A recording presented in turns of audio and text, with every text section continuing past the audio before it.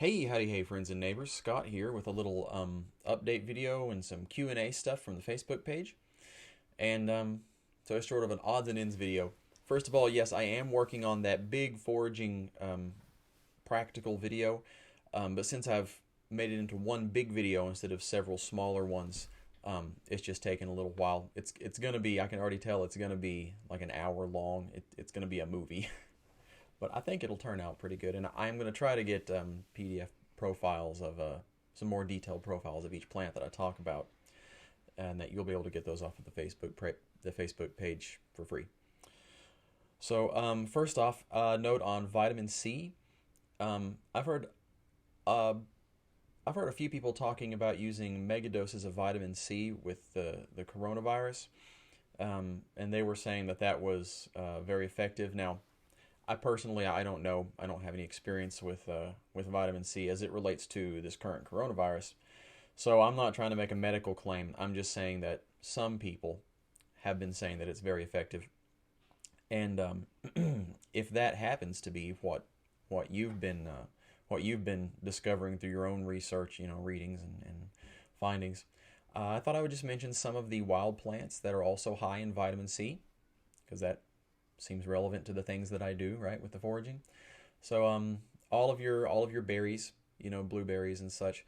Around here we'll have dewberries come on pretty soon. They're already flowering out, so it won't be too long before dewberry time of year, and then the blackberries and raspberries follow those.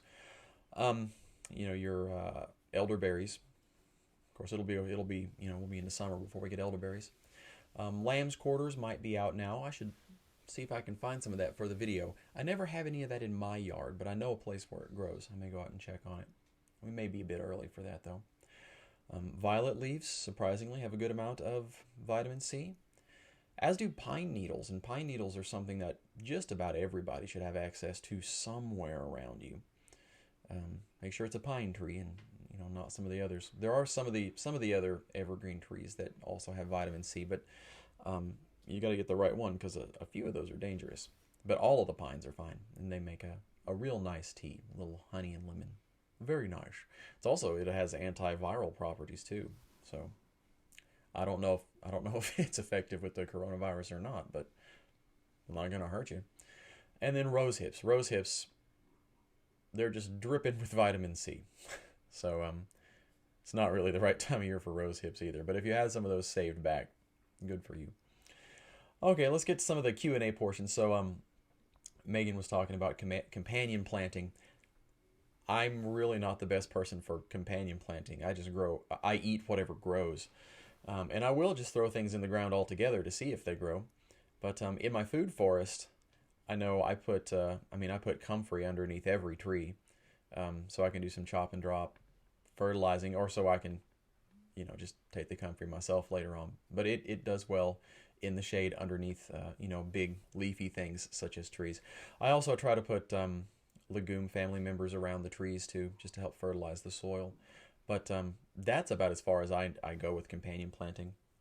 I know that strawberries will grow around blueberries pretty well, because the blueberries like the acidic soil, and strawberries will tolerate it fine. So there's a fun one. And just by happenstance, I know that dewberries, because they crawl along the ground, they'll do just fine around your Jerusalem artichokes if you're going to grow any of those. Because the Jerusalem artichokes, they grow real high, and they'll shade out everything. But by that time, the dewberry's already done its thing and doesn't really care. So it'll cover the ground in your early spring. You'll get berries out of them, and then about the time you're done picking the dewberries and the blackberries are coming in, then the Jerusalem artichokes are starting to grow up tall enough to shade everything else out. So they kind of work together. They don't care. And then she was asking about when to harvest. Like, do you harvest at one time or at numerous times? If you're doing gardening stuff, you can plant sequentially. So like if you get a little packet of seeds, you can put in some of the seeds one week, and then I'm doing them in transplant trays right now. So I'll start some seeds, and then the next week I'll start another tray of seeds, and the next week another tray of seeds, and then when they're ready for transplant, I'll just pluck them out and put them in the garden. And that way you don't have just a ton of cabbage or whatever all at one time, more than you can possibly use, and a lot of it goes to waste. You get a good amount this week, and then next week you have some more that are getting ripe, and then next week you have some more you can harvest, and that stretches it out. Now, as far as the wild plants, when to harvest, if that's what you're asking, if you're harvesting for food, if it's a leaf, usually younger is better. A lot of them get tough or bitter or otherwise too strong tasting as they age. If it's a plant for medicinal value, the roots are generally going to be the best in like late fall, winter, or early spring when the plant has stored its energy down there. Although if it's a perennial plant and it's the type that you harvest for roots, usually you'd want to do that at the end of the first year or the very beginning of the second year, because they will tend to get woody and too hard. Like dandelions can do that, or like marshmallow, any of those. The younger roots are usually better for your purposes. Although if you're making a decoction, it doesn't really matter. They're just easier to work with than when they're younger. Let's see, what else? Okay, so, yeah. Oh, and sorry. Of course, the seeds, you want the seeds when they're ready. Some things you want the green seeds, like on wild oats or cultivated oats. You want them in the green milky stage. But then a lot of plants you want them after the seeds have dried, and you can do oats when they've dried too, because then they're just oats and you can make oatmeal out of them. So I would say most of the seeds you want when they're dried or whenever the fruit is mature. But there are a few that you want in the sort of green stage, and then the flowers you want, when they're flowers. Most of the flowers you want when they're open and they're real happy and bright and brilliant. There are a few that you want before they open, like I think St. John's wort is probably better before it opens. That's when you get it to make the oil. You squeeze it and it has the whatever color St. John's wort is when you squeeze it. I'm blanking out. Yeah, but mostly just when they're bright and happy and open. And then I had a few examples. I think these were still some that Megan had listed down. So mullen. The mullen leaves are best before the stalk appears. Yeah, if you're going to harvest leaves, if the plant is going to fruit or make a stalk of some kind, the leaves are going to be best before it does that, because it's going to invest a lot of energy in that stalk. And so the nutrients and the oomph and the energy of the plant is going to go into the fruit or the seed stalk or whatever else it's doing, or the flowers. So the leaves are usually better before that. So, yeah, I would harvest my mullen leaves before it sends up that stalk, or before it starts to, flower, before it's done it very much. Now, I've been known to harvest it after, too, because, it's not like they're useless. It's just not as, as potent and prime. Yeah, I've harvested from, some older ones, and then I've used them medicinally with my family, and it's been just fine. Would have been better, more powerful if I got it earlier, but it was still fine. And then yarrow, if you're getting the leaves, anytime before it does that, anytime before it flowers is fine. You can get them after they flower, but they're really pretty well spent by then. But they'll still work. If you're using it for stopping bleeding, that's fine. Yarrow just has a lot of goodness in it, and even after it's spent that, making the flowers and the seeds, it just has a lot of residual that yarrow smell and that taste are just still really in there with the plant.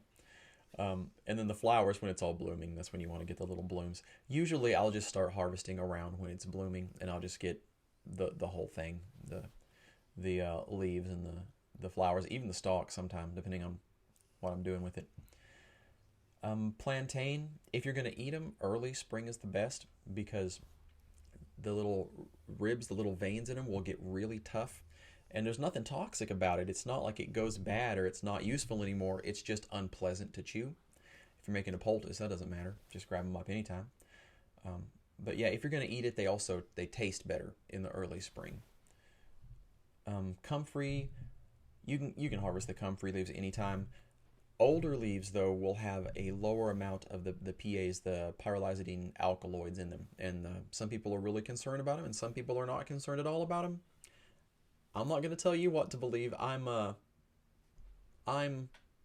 say lightly concerned. I respect the PAs and the leaves and the roots, but I'm not overly fearful about them. But you can make your own determination there. But if you do care, the older leaves have a lower concentration. The root has the highest concentration. And then flax. Right, so flax, you want to harvest the seeds when most of the pods have turned kind of this golden color and they're dry, and if you shake them, they'll rattle a little bit. But you won't have all of the flax seeds do that at the same time. You'll have some that are still green, and you may even have some flowers on there too. So just look at the overall plant. When you think that most of them have done that, you can pull the whole plant up out of the ground by the roots, or just cut it down low, and bundle it somewhere and let it dry out real good, and then use them. Then you got to break the seeds out. Okay. Ruth was wanting to know about foraging in Southwest Florida. Yeah, so I actually go to Florida about once a year, and I have a couple, 3 foraging books about Florida.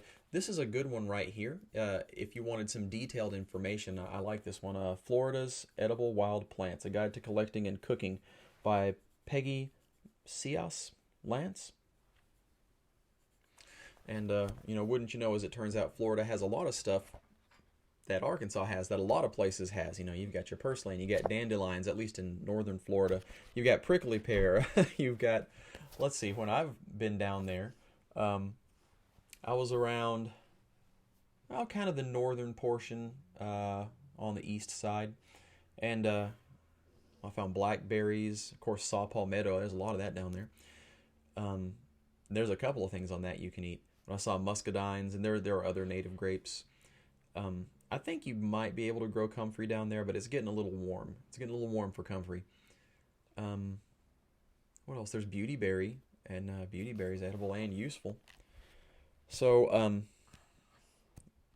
yeah, you've got your oak trees, you got your pecans, cattails. There are some blueberries that grow down there. I didn't realize that blueberries would grow that far south, but, well, according to the book, yeah, cleavers, all your common weeds. You've got all of those, elderberries. Yopon holly. Yeah, that's a good one. Usually you don't just eat it to eat it, but it's a caffeine plant. It's going to be in my bigger video. It's our native North American caffeine plant. So if the supply lines break down with the coronavirus or the zombies, because the zombies, they're just inevitable. They're coming, right? And you can't get your coffee or your tea, you need to know how to identify a Yopon holly, because that's where you're going to get your caffeine from, your morning kick, so you can get up and run from those zombies. And they're a really common landscaping plants where you're going to find them. Oh yeah, you have passion vines down there. Of course you do. The maypops. And I could sit there and thumb through that book, or just kind of mentally go back on some of the walks I've had there. But if you want to know more examples, I'll tell you what you can do is look up Green Dean of eattheweeds.com. He has a YouTube page. He's based out of Florida. He's a really good forager.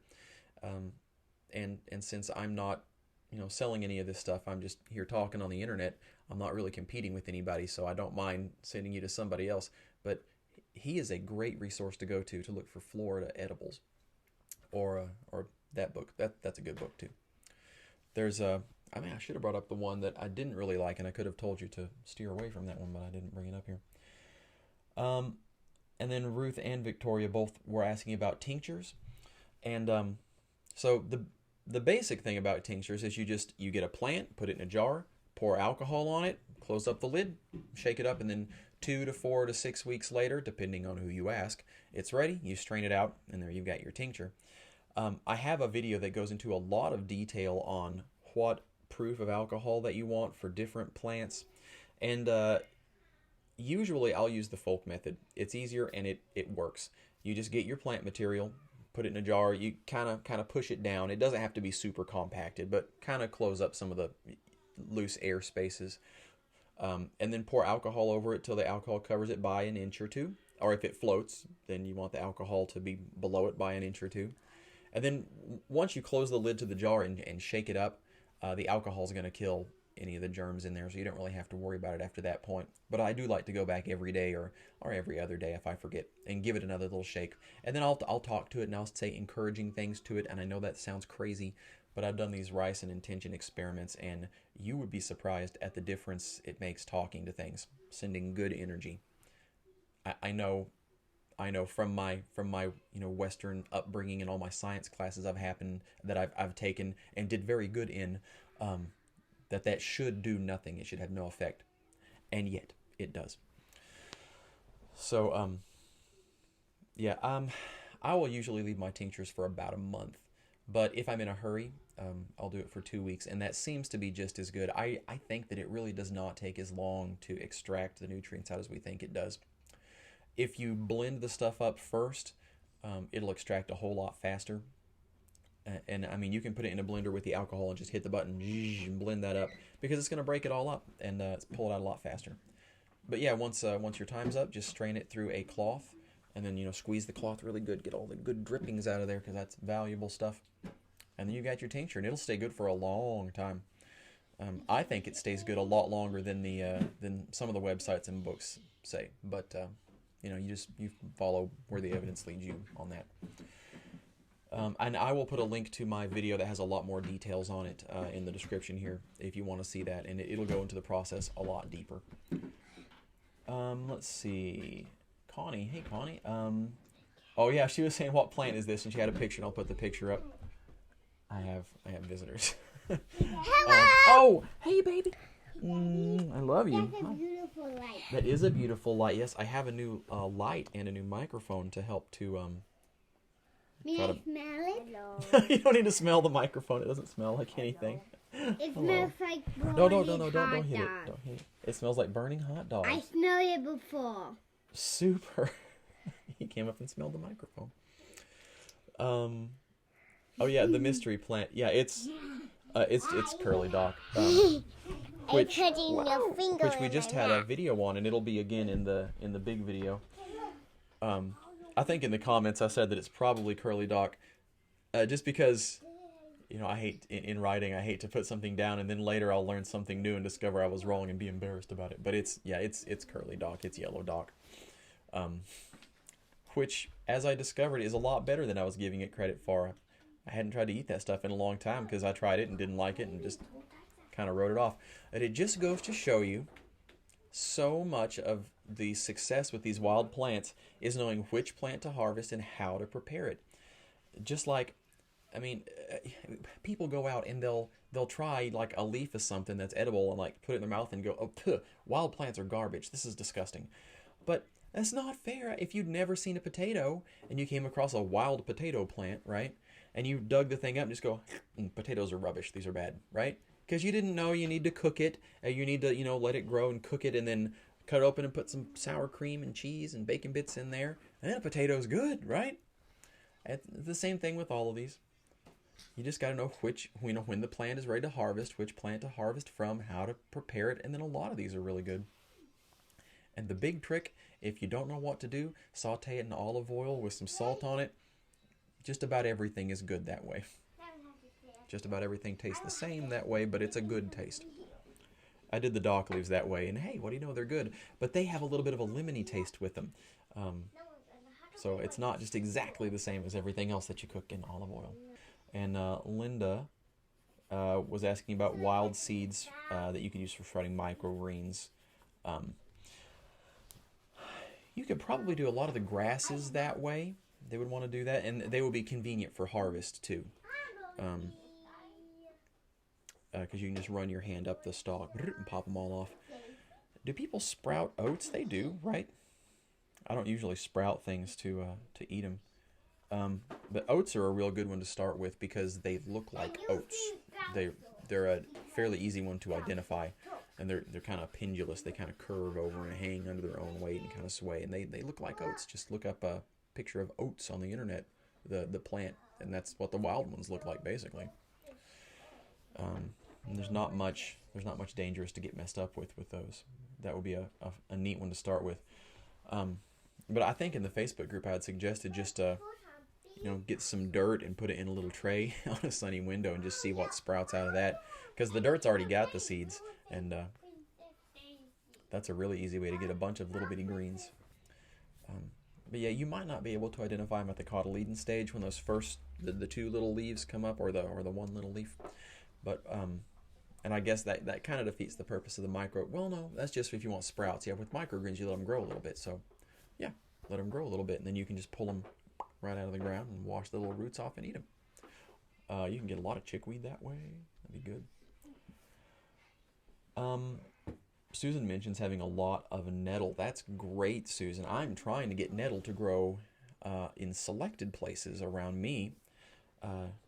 I've been advised not to because people will say, "Oh, but you don't want nettle. You don't want stinging nettles around you." Well, yeah, I kind of do actually because they're really nutritious. It's really good for you stuff.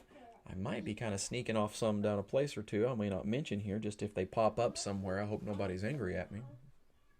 Might need to cut that out. I was talking to my kids yesterday about guerrilla gardening. I said, we have this certain plant of some type.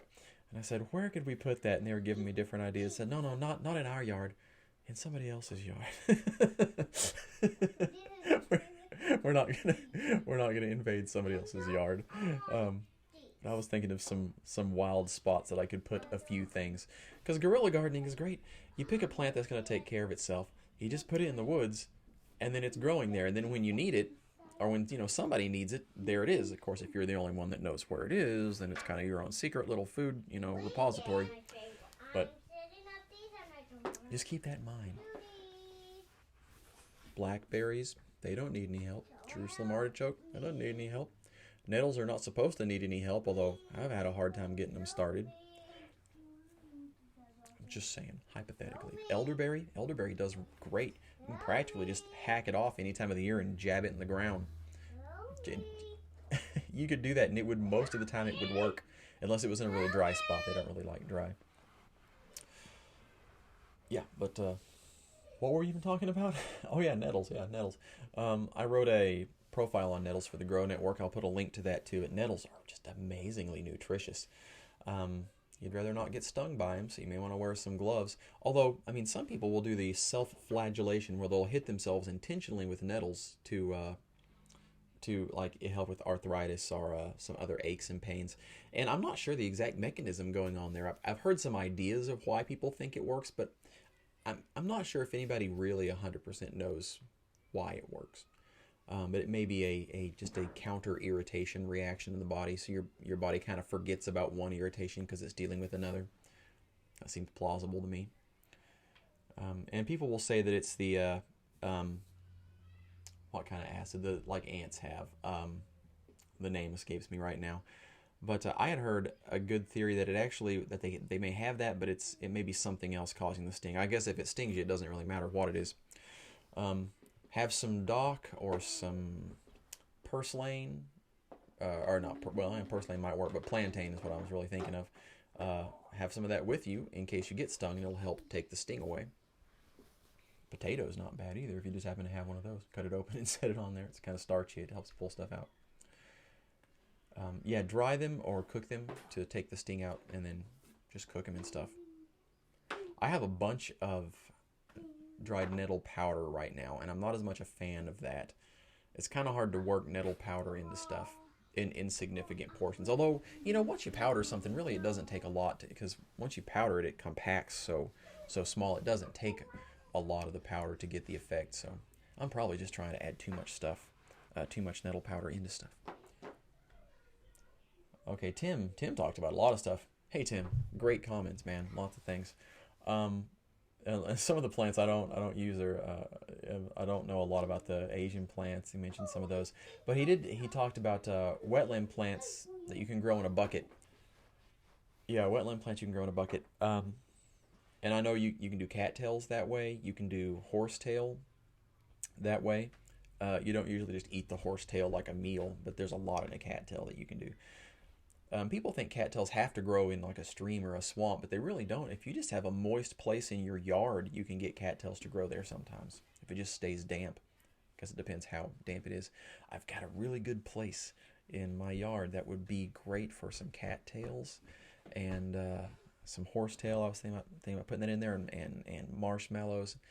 I get these fantasies, but that's on the part of my yard that my wife likes to mow, and so you have to live together, right? You've got to compromise. So maybe someday I can talk her into it, or maybe I can accidentally drop some over there, and they'll just accidentally fall into a hole. And here she comes right now. Hi, honey.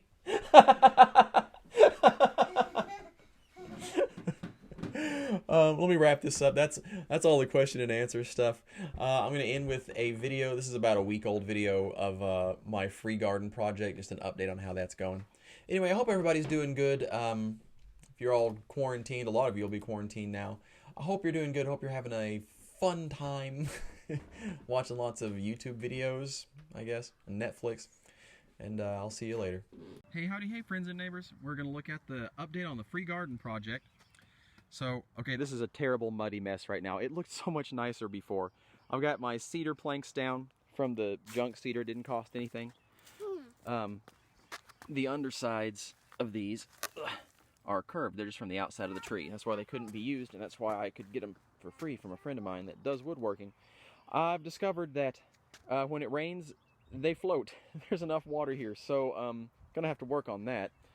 I've got my lemon balm and wild bergamot and a few other goodies spread out around here on the sides. Now, of course, it's a muddy, terrible mess now, but everything's going to do better as soon as it gets grown. There's a guinea over there. Hey, guinea. I've got lots of little things coming up in here. Some elders that aren't supposed to be. Some canna lilies that may be a little bit early. Something in the mallow family over there. Can't remember what I put there. The kids' garden is assembled, put together, and they've got little things coming up in it. Again, all that's just leftover wood, free stuff. I don't know if anything I put in there is going to come up or not. This is a compost bin that has not composted enough. We're just experimenting. The oats are coming up very sporadically. I think when it rained so hard, it washed them down into groupings, but they're there. I transplanted some gooseberries over there, and there's right in the center, that's a gooseberry plant. And they're all leafing out. They're coming back. They survived the transplant real well. Lots of stuff coming up over here. Beets and radishes and lettuce, and we just toss stuff out in an assortment. The top bar beehives have successfully been converted into raised beds. Very raised. Real convenient height for working. And we've got some things sprouting in here. They may have to be thinned, though. We just put a mixed broccoli, cabbage, cauliflower. So they'll need lots of space, so we'll see. I also put some stuff in these old tubs. These were free from an old barn. Nobody wanted them, and I was able to get them. And I have turned over the ground here in this big old mud pit. Haven't planted very much in here, just a few things that were already rooted, no seeds. I think I'll have to transplant because it's going to be rough. We're going to have lots of weeds trying to come up in here. Or, you know, if you forage, you just eat the weeds and then everything's good. But I'm trying to maximize the garden to path ratio by using these stepping stones.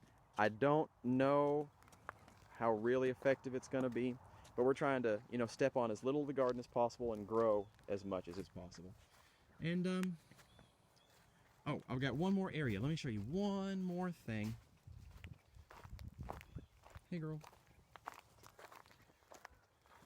This, now, it's going to be under a pecan tree. This is not ideal, but I've turned over one more patch, and we've used these broken kids' yard tools as decorations. So that makes me happy. But we've got little things sprouting up in here. Okay, that's it for now. That's the free garden project where it is. Everybody wave bye.